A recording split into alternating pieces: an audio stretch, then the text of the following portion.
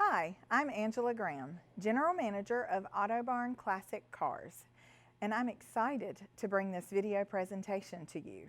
It's presented by Hagerty Insurance, our preferred classic car provider. Please enjoy the presentation. Hope everyone's doing well. I tell you, if you're not, with 70-degree weather and 2 days without rain and the ability to get your nice cars out, I can't give you any much more than this right now. So, my name's Spencer Gates. I'm the local territory manager in North and South Carolina with Hagerty. We're really excited to have you out here tonight. With me is Paul Caperonis. He's one of the local independent agents that works with me. I'll let him introduce himself in a second, but just a couple housekeeping tips before we get started. We've got the restrooms are right out there to your right. We did bring some Chick-fil-A sandwiches and beverages are out there, so feel free to grab one, take it home, or enjoy walking around the showroom a little bit after we finish up here. How the evening will kind of play is Paul and I are going to talk a little bit about valuations with Hagerty. We're going to go through a few myths and what ifs about collector car insurance, and then we're going to turn it over to our guest speaker, Tom Cotter, to talk a little bit about barn find. So again, thank you so much for coming out tonight. We're going to start with a little video.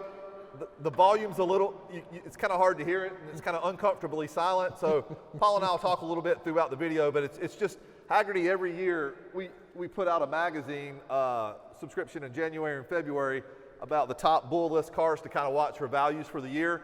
So that's what this video is about here. And we'll call, if we can get it going here.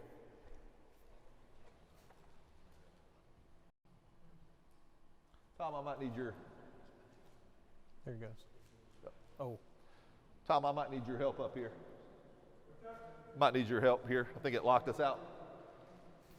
And while we're waiting on that, I'll introduce myself. I'm Paul Caperonis, and I'm, like Spencer said, I'm an independent agent. I work with Hagerty in this area. I started out, actually, it's a really cool reconnection with Tom. He's the first guy I worked with back in the day, getting into motorsports, and Cindy Sisson, who's with us, and Brian Barr, and just a lot of good people reconnecting. So it's, I've enjoyed working with Spencer. I'm probably the luckiest guy in the world to be able to do this stuff and partner up and just work with great clients and great cars. So. Yeah. And again, the volume on this is a little low. We couldn't get it up any higher, but it's a really interesting little piece.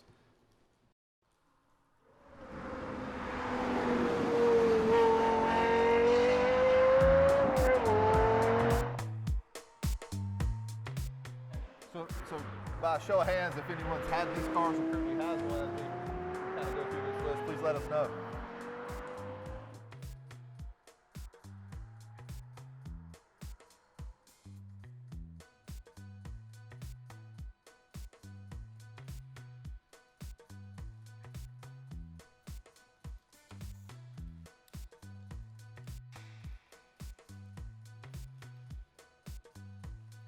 So a couple of things that, as we kind of go through this, we can talk about. There's some common myths or things that you may not be aware of when we talk about collector car insurance. One of them is track day insurance. A lot of clients of ours take their cars out on the track and they'll do high performance education events where your car's not covered while it's on the track, and Hagerty can actually offer some coverage that will cover you for a weekend when it's actually on the track. Another common misconception that comes up is during the last group, we had someone ask the question, well, I thought Hagerty only insures cars that are 25 years or older, and we can actually insure collector vehicles all the way through the year 2021. So you'll see on here, there's some, like this 1990 vehicle, there's vehicles like the mid-engine Corvette, the newer one that we can insure, all the way to the older classic. So it just doesn't have to be an older vehicle. What we look for is more for usage.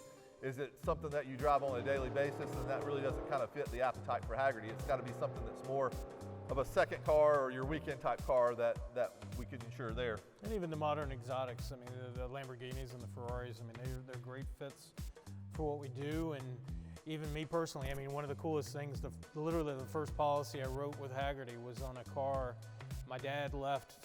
He passed away in July, so it was a car he left, and I got to write the policy for my brother, so in a weird way, it stays in the family. Yeah, so another thing that's come up before, Hagerty offers something called chair salvage. So let's say that you've got a vehicle that's really unique, and you know, if something were to happen to that car, you'd want to keep it. Oftentimes in an insurance scenario, if the car's totaled and you want to keep the vehicle, you have to purchase it back for retained salvage. If you have this endorsement on the vehicle, it's called Chair Salvage, you get to, Hagerty pays that full guaranteed amount that we insure it for, and then you get to keep the car and you don't have to buy it back. And then actually Hagerty insures rebuilt and salvage built titles for, you know, restoration projects and things like that. So I've had clients that have had it, unfortunately something happened to the car, they kept it, they restored it again, and they put it back on the Hagerty policy. Very, very inexpensive compared to what it would cost to buy a car back. You know, we deal with cars that are very, very unique, cars that have been passed down from family members like Paul just mentioned, or we deal with, you know, maybe you've owned that car from day one, so no matter what happens, you'd want to keep it. So Chair Salvage is kind of a great product offering that we can offer there. Another thing I'll let Paul kind of talk about is, you know, is your car covered while it's in storage, or is it covered while it's being worked on if you're not actually driving it? Yeah, exactly. Most people think that with a car being in storage, you know, their homeowners or some other type of coverage covers it while it's in the restoration process. With Hagerty, we can apply very effective, cost affordable coverage that as you're working on that car, and the great thing is mid-policy cycle, if you've added a paint job or increased the value of that car, you can call myself or Spencer or, you know, hey, I've added this extra value to the car, and we can put that value on the policy at a very affordable rate. The other piece here is to look and see some of the values on these cars. You know, a lot of collectible cars can be an alternative investment, and we started talking about guaranteed value versus stated value or actual cash value. You know, as your cherished vehicle increases in value, and God forbid, we seem to use that sometimes, if something ever to happen to it, you'd want to have that guaranteed value so the true value of the car can be passed back down to you through the claim process. Otherwise, you know, it's going to go through, you know, a Kelley Blue Book value or something like that. And we've seen real life examples of, you know, mid-year BMWs that a Kelley Blue Book value on an M3 may be whatever, $80,000 or $90,000 when it's really a $25,000 car in the condition that it's in. We have goodie bags for you, and along with that, we have the analog price guide that comes out quarterly. And yeah, great thing to throw in the glove compartment box and look through. We also have, just by a show of hands, who has had the opportunity to go online and look at our Hagerty valuation tool that we have? Like it, don't like it, what do you think? Yeah, it's a really great resource. What happens is Hagerty has a team, nothing insurance related, but it's all about these values. They go out and research auctions, private client sales, you know, things that are selling through eBay. When clients come and insure their cars with us, they share the value of what they purchased before. We take all that information and we update that tool. A lot of collector cars that are older, you can't really find that without getting an appraisal or something on that. So you can go on there and it looks up, you can look up the value. Hagerty looks it up, Hagerty rates it in 4 different condition levels. So the number 1 would be a Concours, which you would look at as a Concours vehicle that you would see maybe at Pebble Beach, Amelia Island on the show field. Probably the top 5% of the cars in the world, very, very, very few cars would meet that standard. The second is going to be a number 2 value, which would be excellent. That's still going to be a very, very high standard car show worthy, wins car shows, everything's correct on it, looks nice. Maybe just not right at that threshold of a Concours vehicle where it would meet that Pebble Beach type status. The third is a good condition. That's where we insure a majority of the cars that come through. That's a drivable car in good condition.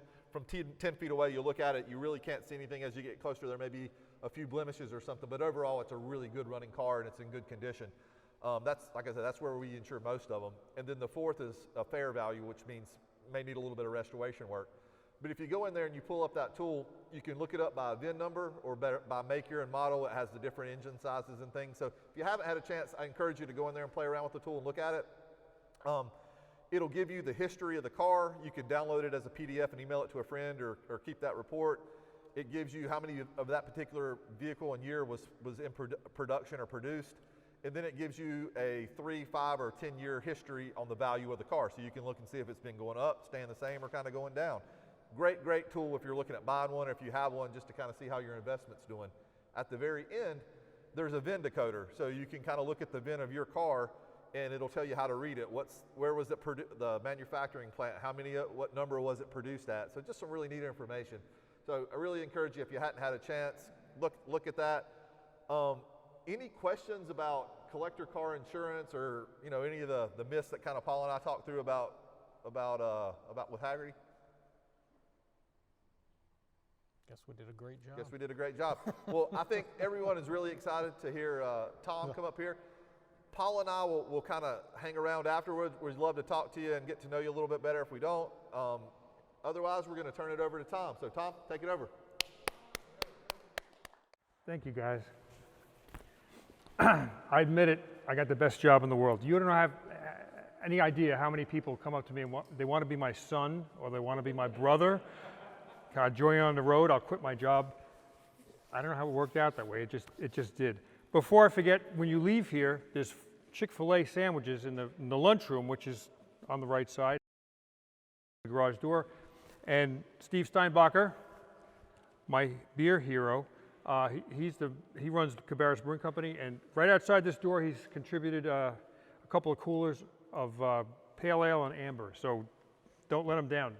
So, and there's cups there now, so you can split them. All right, because they're big. They're big. So, well, thanks for coming out tonight. I'm the barn find guy, and I want to just tell you a little bit about how that came to be, and then tell you some of my favorite stories in the barn find world. The first barn find that I remember finding, I was about 8, I think, and the school I went to was Nokomis Elementary School, and before there was a housing development next door, there was woods, and there was a dirt road, and I was playing on that dirt road, riding bicycles or whatever, and I found a Model A Roadster or a 32 Ford Roadster, and I remember, the Roadster sitting in the woods, and it was just a body, just a plain body, no chassis, no drivetrain, nothing. And so I started thinking in my little head, I could make a hot rod out of this, because I've seen hot rod pictures. Maybe I could make a frame out of 2x4s, and I could get bicycle wheels in the front, and I could put snow tires in the back. And so I asked my friend Ricky Anderson if he'd help me bring it home, and he said, no, I'm not going to get involved with that. So yeah, that became, landfill for a housing development that sits there now. The second one was when I was 14 years old, behind Charlie's Welding Shop in Rocky Point, Long Island. I fell in love with a 1940 Ford convertible from Leave It to Beaver. Lumpy drove a 1940 Ford convertible, and I fell in love with Lumpy's car. And when I found one behind Charlie's Welding Shop for 25 bucks, I bought it. And so that was my first old car. And then I ultimately sold that to buy the Woody that I was supposed to have here, but the battery's dead. It's right through those walls there. So I haven't driven that car. I haven't driven that car in a year and a half because of the pandemic. So that kind of slowed life down.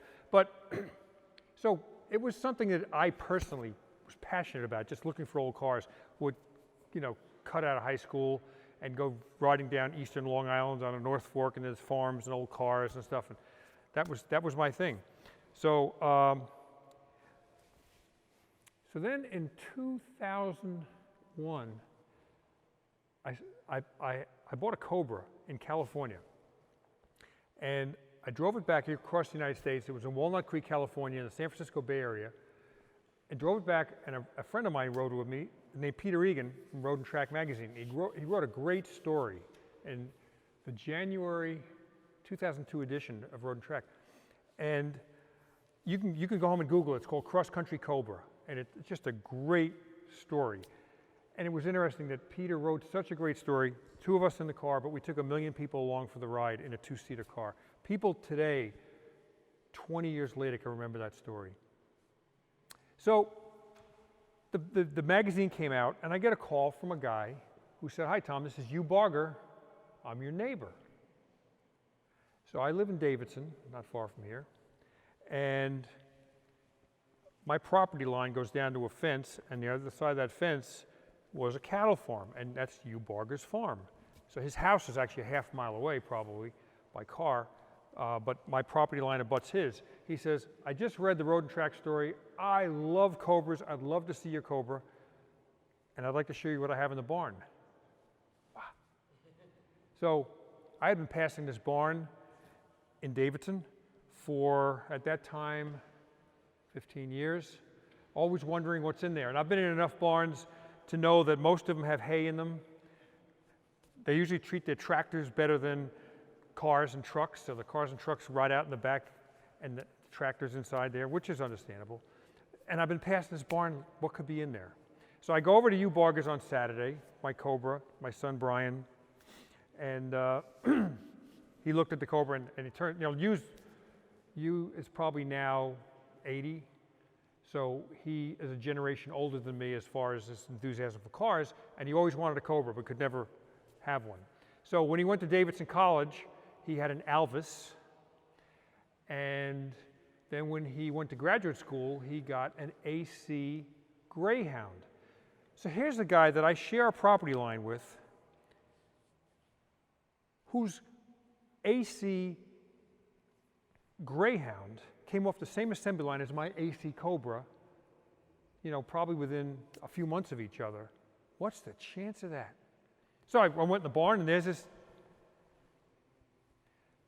there's an AC Greyhound. So his father bought him that when he went to graduate school. It has a Bristol motor, twin cam, 6-cylinder, straight six. It's got a chassis similar to a Cobra. It's an aluminum body. It's got a back seat, and so he drove. He went to graduate school up in Washington, and the brakes went out, and they only made, I don't know, I think 67 of these cars, and they were completely unique. There was nothing that you could share on that car with any other AC car. So when his master cylinder went out, or his wheel cylinder, whatever it was, nobody had the rebuild parts or the rebuilt or a new cylinder, nothing. So that car looks just like that today. That photo was probably taken 10 years ago. I'd say that car's been there since the late 60s, maybe 1970s. So that car's been in that barn for 50 years. So I came home, and my publisher called me. I had only done one book at that time, the Holman and Moody book, but we were looking for some other book to write. So my publisher called, and we're talking about NASCAR, and I said, what, I don't want to talk about NASCAR. I don't want to write about NASCAR. I love NASCAR, but not to write about it. It's my career. I said, but listen to this, Lee. I just drove back in the Cobra, the Road and Track story came out, and my neighbor calls me up, and he's got this AC in the garage right next to, right next to my house, a half mile away. And he said, Tom, that's your next book. I said, what do you mean? He said, The Cobra in the Barn, about barn finds. Now the term barn find, I don't know if it had even been entered the English language at that point. It may be not. But I said, do you think anybody's interested in finding old cars? He said, I'm willing to take a shot on it if you are. I said, yeah, okay, let's do it. And from that, so now I think my barn find books, I think I'm at 10 or 11 barn find books. And so the people at Hagerty, thank you guys, called me up one day, and they said, would you be interested in maybe doing a video series? We like your books. We like the content, and we think people might enjoy seeing that on video. And I had gotten calls like that from Discovery Channel and independent producers and stuff, and I actually met with some of them, and the story was, we like you, you're a nice guy, but you're not enough of a character. You don't, I guess I didn't have enough tattoos, and I didn't throw wrenches and curse, like anything else on Velocity or Motor Trend Channel. I said, you know what? I told the people, I only want to be me. I only want to be me. I don't want to become somebody you want me to become. They said, you know what? We just want you to be you. So we gave it a shot. I was doing a book on Route 66, and they said, can we follow you for a few days? And that was our pilot program, and here we are in our 6th year. It's been a blast. So this year, starting like right now, Matt and I were in France at Retromobile. I don't know how I didn't get COVID. I think we both came that close to getting COVID. And then I spent a week in England doing Barn Find Hunter, and that was the last filming we did for a year. We just did it again last week. So for 1 year, we've been locked down, no new filming. The Woody is sitting in the garage with a dead battery. It hasn't been too much fun, but we're back on the road, socially distanced, wearing masks, and people are cool. So you'll start seeing those videos April 1st. So I just want to show you some of my favorite discoveries. Now this one, you know, that's a cool car. And I had heard wind of this car before I ever left. I was going to Michigan to do a book on Motor City Barn Finds, it's called. And then ultimately we did a video, Barn Find Hunter as well. But the guy that owned this car was moving to New York City, and he had several 427, 428 big Galaxies with 4-speeds. Convertible, 4-door sedan, 2-door sedan, and this wagon. And like, I'm a wagon nut. I love them. And so he was moving to New York City. I found out how to get a hold of him. He already moved in the city.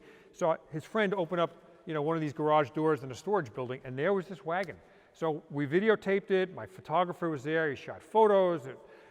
And I just kept on thinking about this car. So I called the guy up and I said, you know, what are you going to do with that car? And he said, well, I think I'm going to have to sell it. I mean, I live in Manhattan. What am I going to do with it here, you know? So I just like let it sit, churn for maybe 3 months. And then I just told my wife, I said, I got to own this car. It's like, this is amazing. So what makes this car amazing? Well, it's one of one.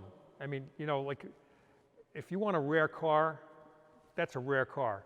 It's got a 428 Cobra Jet motor, a 4-speed manual gearbox, bucket seats and a console from the factory, the only one ever made. It took the signature of Lee Iacocca to get that car built, because there was no computers back in '66 when the guy ordered this car. So you could get a 390 in that car with a 3-speed on the column. You could get a 428 with automatic. You couldn't get dual exhaust. You couldn't get disc brakes. And you know, it was like day before Christmas, and the dealership wanted to make one more sale before the holidays, before the year closed, whatever. And they got a hold of somebody at Dearborn, and somebody in Dearborn went to Lee Iacocca's office, and he said, what the hell? And he signed it, and there it is. So I wound up buying this car and using it on a number of Barn Find Hunter shows, you know, to give my Woody a little rest now and then. I did a lot of work to it. I put disc brakes on the front, and if you wanted to restore it back, you could take them off, but I don't know why you would.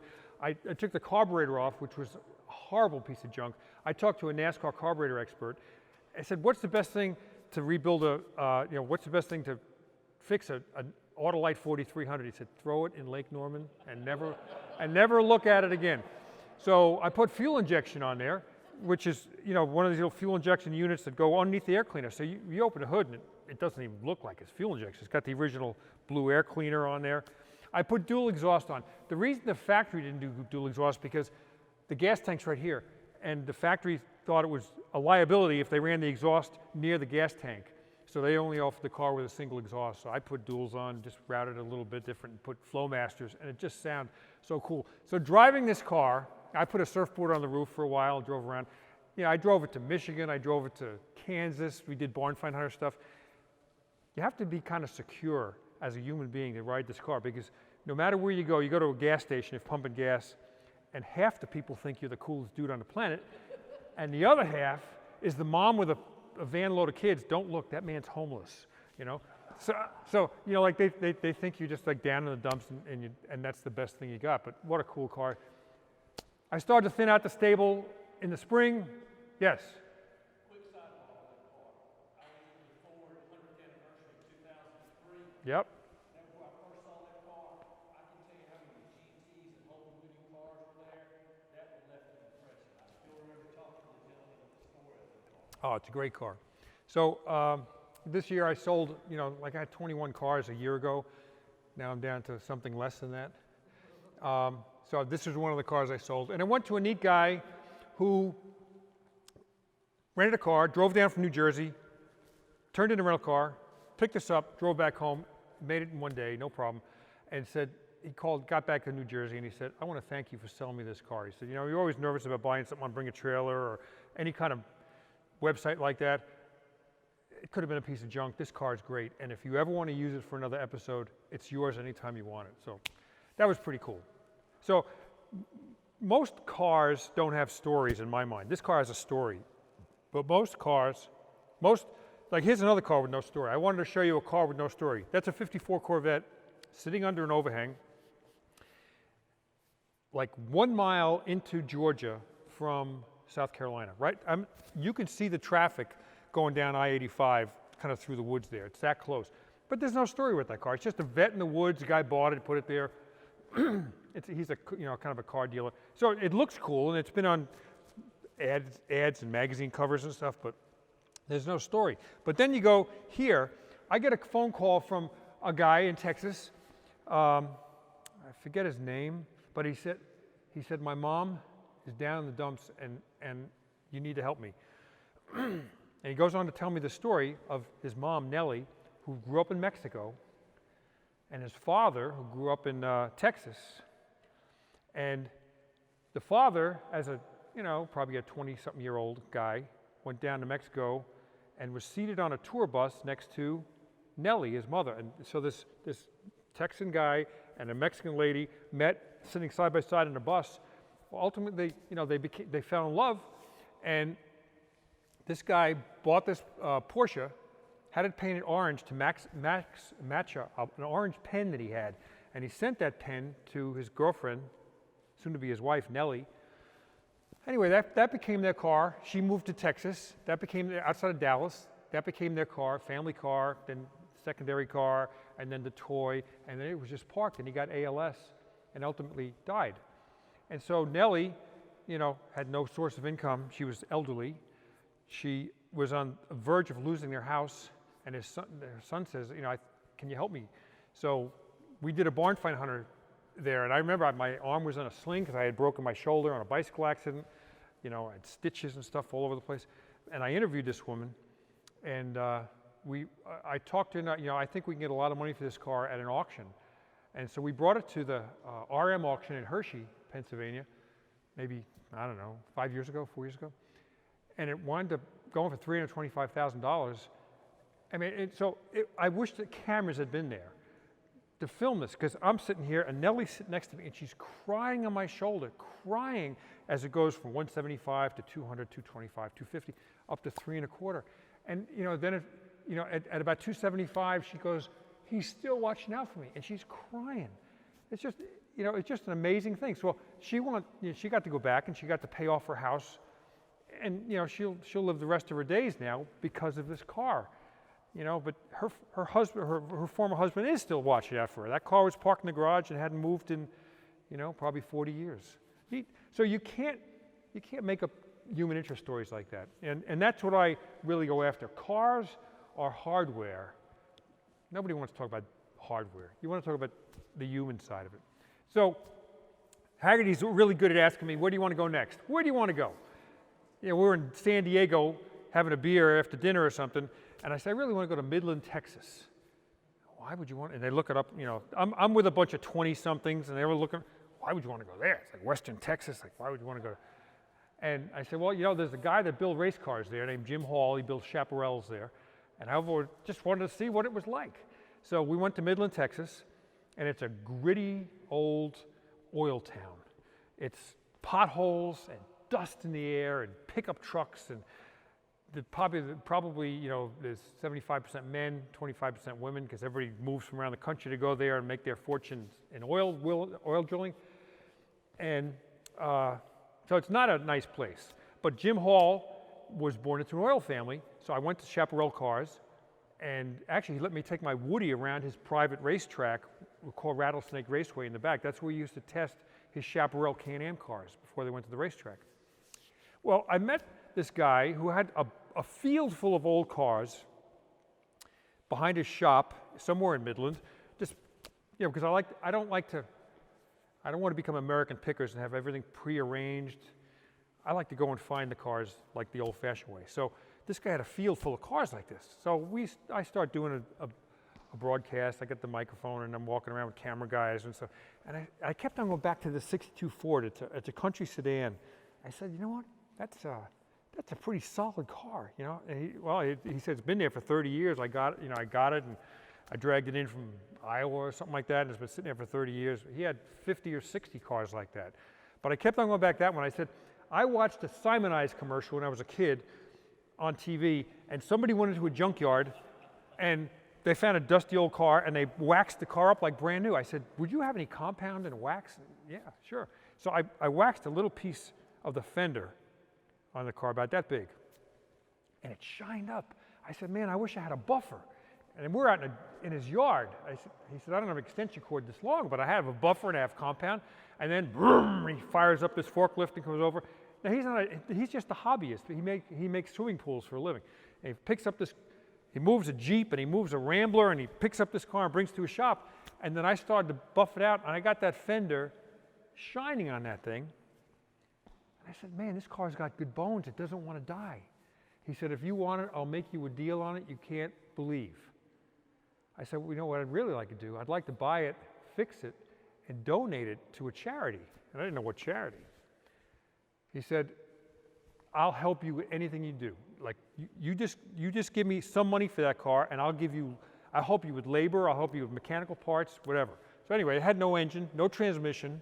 The front cross member had been cut out. The floors had some rot. I said, I'd like to give it to McPherson College, which is a school in Kansas that offers a 4-year bachelor's program in automotive restoration. I know they had a shop truck, like a parts chaser truck, a Chevy Love, and it was a piece of junk. I said, maybe we could make this into a parts chaser for the college. He said, I'm on. So over the course of the year, I flew there a couple of times. I went there a couple of times with college students from McPherson who drove down there. It's 1,000 miles away. A couple of guys from Hagerty came down, and we worked on this car. He had an engine built, $390 for it. He had the transmission rebuilt. We put Mexican blankets on the seat covers. I mean, it just made it really cool. So a year later, we went to pick it up from Midland, Texas, and drive it to McPherson, and that's the car. That's the original paint, buffed up to like, it was amazing. It had a killer set of dual exhausts. We put cool wheels and tires on it, and I drove that thing on the college campus, and kids just like, well, you know, it was a perfect kind of surf wagon in Kansas, you know, if you had to surf in Kansas. You know, they loved it. They loved it. So it's being actively used now as their parts chaser. It's, you know, and they're going to continue to work on it. It needs a new headliner, door panels, but, you know, they do upholstery classes. They have machine shop. They have metal shaping, painting classes. So when these people leave and graduate, they could open up a restoration shop. So here's another one which I kind of tease you with that. Can anybody tell me what kind of car is in that garage? It's what? It's orange, yeah. So a guy in Pittsburgh allowed us to go up there, and he's got buildings filled with cars like that. That's a Dodge Daytona. He had Plymouth Superbirds, big block vets, lots of Lincolns, lots of Jaguars. He has one vet that he picked up from the dealership, which was 9 miles from his house, and in 1983, and now it's sitting there, a 1983 Corvette with 9.8 miles on it still. 100 cars. And he bought them, you know, when they were during the gas crunch. So who wanted Hemi-powered cars? Who wanted 454 Chevelles and 429 Torinos and stuff? He was just a nice man. And he let us in there. What an amazing story. So he would buy these cars. They were kind of distressed. He would paint them. He was a paint and body guy. He'd have new interiors put in them. He'd rebuild them mechanically, put new tires on it, and then put them in the barn, and put them in the barn, put them in the barn, build another barn, build another barn. And over the course of 40 years, the barns start leaking, the tires go flat, molds on the cars, and all these restored cars need to be restored again. And he doesn't want to sell anything. It's like, oh man. You know, it's like he's got 2 daughters that don't care about cars. Sometimes you just say, you know, let's stand back. You know, he's probably 85 years old. You know, he's got cars his father bought new. A Hudson Hornet his father bought new. Still got it, you know. A Dodge, what's a Dodge 400, I think? A Dodge 55 Dodge 400, which came with a Hemi. That was a car you could buy at the dealership and race in NASCAR, just like that. He's got one that they bought brand new. That was his high school car. I said, what? You know, you're leaving a burden. I didn't say this, but I wanted to. Like, you're leaving a burden to your family. Like, you know, if you sell these things now, you're here to answer the questions. But, you know, you can't tell somebody what to do with their own assets. But a neat man, and I really appreciate him giving us opportunity. Did anybody know about the scenes from? That's a Morgan, yeah. This was on Queens Road East in Myers Park. That's it. So these cars were parked there for 42 years. The garage, which is in shambles, the windows are broken here, there's vines going in, crickets and mice, mouse urine all over the cars and the interiors, and it stunk. And the house is just the same. Nobody's lived in that house in 40 years. As the ceiling, the roof leaked, the ceiling's caved in, there's black mold on the walls. So the town condemned the whole property. So we're tearing this place down. You gotta get, if you want to get these cars, like, get them out. And this guy called me, he said, how can you help me move these? He bought them during, when he was, how do I say this? He was vibrant and healthy, and now he's not. Mentally, he's really not adept. Can you help me move these cars? Well, I moved them. Well, he's broke. He's broke. The city's taken away the property that he has. He lives somewhere else. They're taking away this property, condemning the house and whatever. So that's a big block Cobra. It's a 428 Cobra. I forget what serial number it is. That's a 275 GTB Ferrari with alloy body, and it's got a long nose. The Cobra had maybe 12,000 miles, and the Ferrari, no, this had 14,000 miles, the Ferrari had 12,000 miles. This is a Morgan Plus 8. It's got a propane-powered V8, a derivative of Buick aluminum block engine. This TR6 he bought new. It had 6,000 miles on it. And then a BMW sedan in the corner. Anyway, we moved them all to just outside of Gastonia, maybe Cramerton, to a storage building. And I said, you can make a lot of money in these cars. So I had RM auctions come down, look at them, Gooding, all the big auction companies. And wound up taking these two to Amelia, just the way they are. Dirty, stinky, but they went to a machine shop, a repair shop, and they got them running so they could drive them up on the stage. And the Cobra wound up selling for $1 million, and this sold for $2.5 million.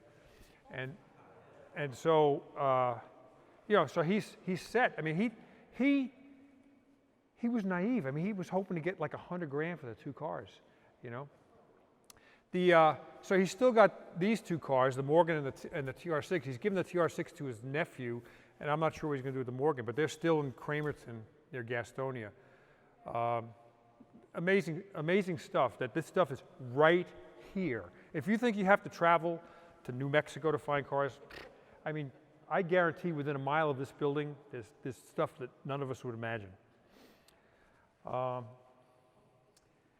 This one, well, so I walked up to this thing. This is an old Cadillac, a 46 Cadillac, I think, and it's in the woods in a barn, and that's the owner of the property. Oh, I got a car back here, you got to see. Well, I walked up, and there's all these skeletons, like animal skeletons, like around the floor, and you crunching on bones. What's this all about? So as I walked up closer, all the windows are broken, and there's buzzards living in there. That's a buzzard home, and they all flew out. They all flew out. So we started talking about the car, and I got the camera guys there and all that stuff. And I said, what motor does it have? Is it a flathead V8 or whatever? He said, well, I don't know. I've never opened the hood. Let's take a look. We open it up, and this possum comes jumping out. That's my leg. I'm running like a little girl, screaming.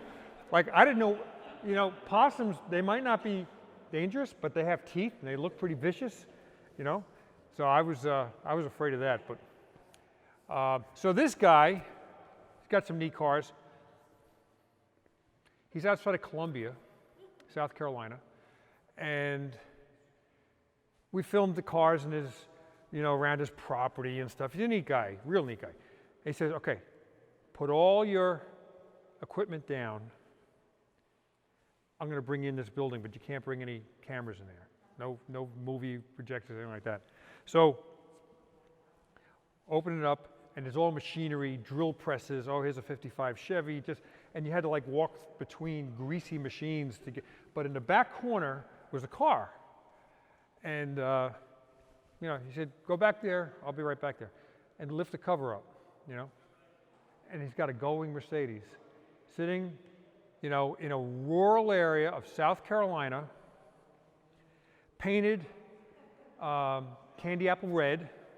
And he said, my father bought that car from Jim Downing Downing Motors in Atlanta.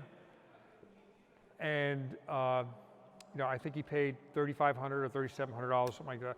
And they drove it up, and that was kind of their family fun car for a while. And it's been parked in their garage, you know, in that building for half a century. He said, I can't do anything with that car while my father's alive, and I got to respect him. He's not doing well, but you know, someday I'll call you, and you can bring your cameras back, and we'll do a story about that gull-wing. Isn't that cool? So, yeah, the possum and the gull-wing. This was a cool story. I don't like to go to junkyards because junkyards have no stories. It's just inventory. You go to a junkyard guy, yeah, I go back there, I got some old Chevys in the back corner, but they don't know the story of that car. I'd rather go talk to somebody with one car with a story. I'd rather that person tell me, I got it from my aunt when I graduated high school, you know, she bought it new in 1947, whatever. I'd rather hear that type of story than go to a junkyard and just walk around.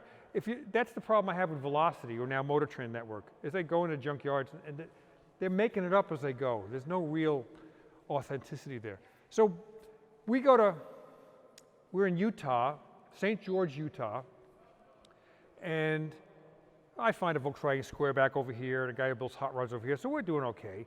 But everybody's telling me about Reds. Oh, too bad you can't get into Reds. What's Reds? Well, it's a junkyard on the outside of town. Oh, why can't I get there? Well, they've been closed, you know, since the 80s. Wow. So, so eventually I got around to like that side of the town, and I said, well, let's go find Reds. So I go over, and there's I think it was 20 acres. It was 20 acres, and fenced all around. So, you know, like the fences were that high. But I parked the Woody, and I stood up on the running board, and I could see like, oh man, look at those cars. But nobody in that town who was a hot rodder or a vintage car person, whatever, had been in that yard. And Red was a crabby old man. So I go around to the front, and there's an old tow truck in the front. You could see through the fence, and it had a phone number. All right, I'm going to give Red a call, I guess. And so it was one of those things that didn't have a message. You just called up, and it was beep. And I didn't know if I was being recorded or not. I said, well, hi, my name is Tom Cotter.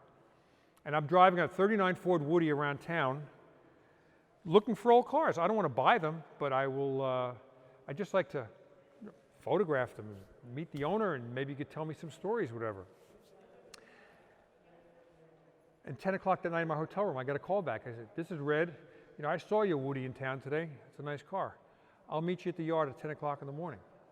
And so, wow. I mean, so suddenly, all those guys that told me you'll never get into Reds, I'm getting to Reds. And so 10 o'clock in the morning, I was there, and Red made one condition. He said, I don't want to be on camera.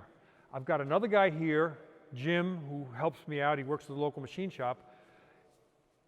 He'll walk around with you, and he'll tell you about these cars and as much as he knows, whatever. And I'll answer any questions you want, but I don't want to be on camera.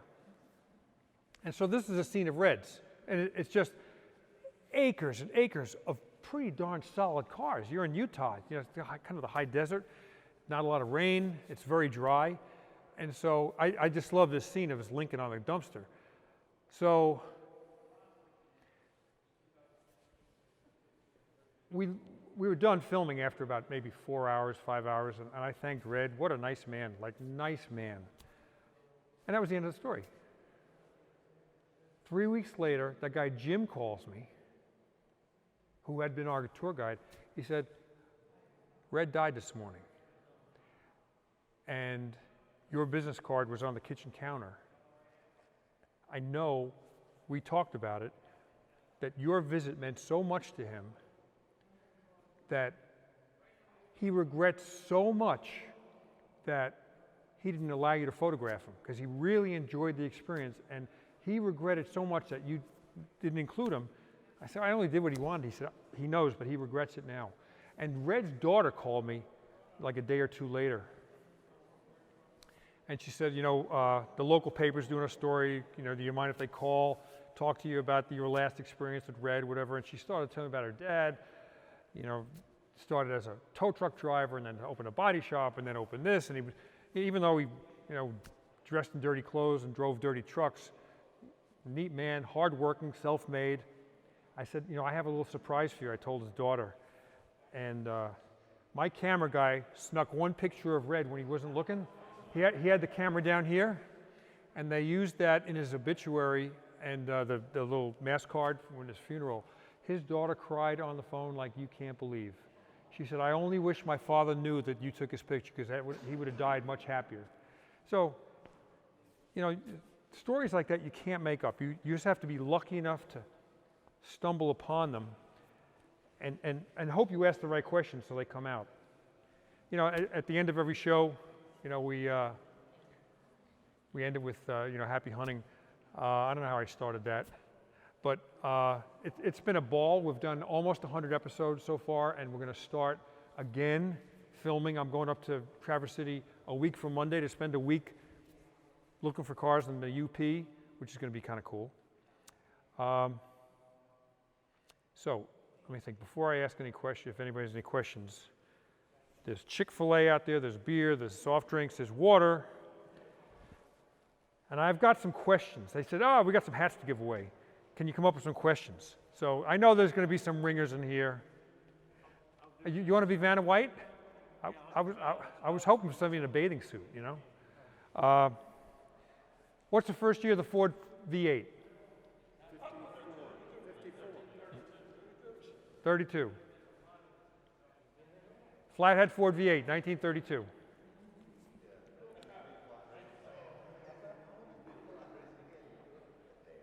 '54 is the first overhead valve V8. What's the first year of the Chevy? Of a Chevy V8.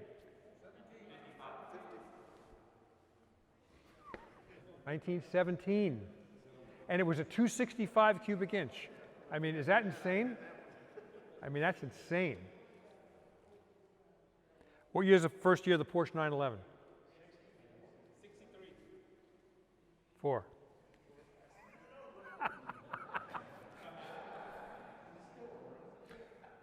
All right, what's my favorite color? No.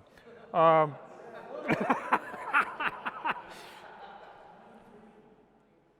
right, Chevrolet in '57 made a Black Widow. How many wheel lugs did it have?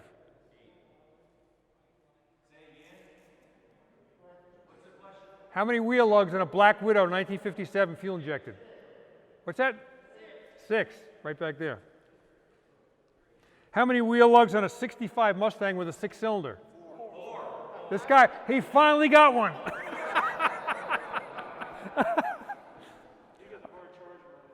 All right, how many wheel lugs on a Citroën Deux Chevaux?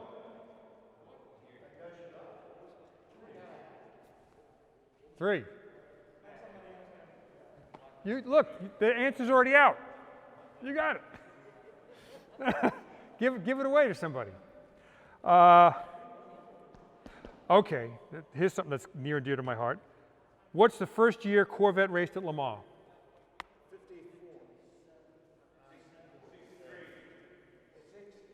60. I'm writing a book about this right now. And who fielded that team? Who fielded the team?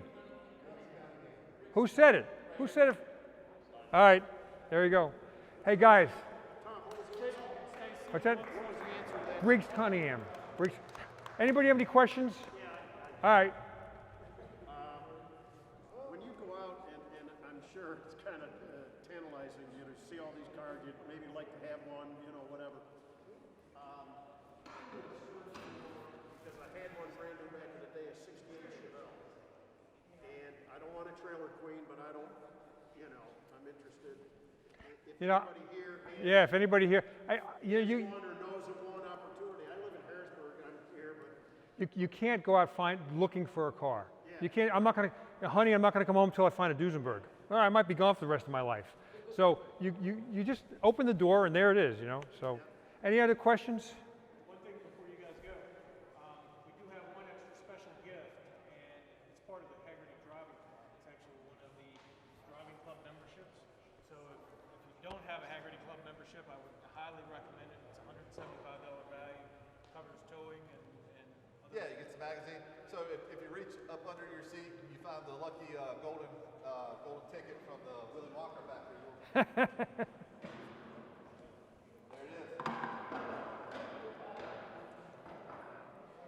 Thank you, guys.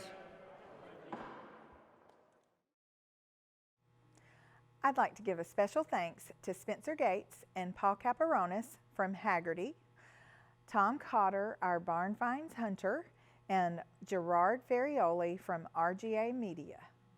I hope you enjoyed the presentation. Thank you.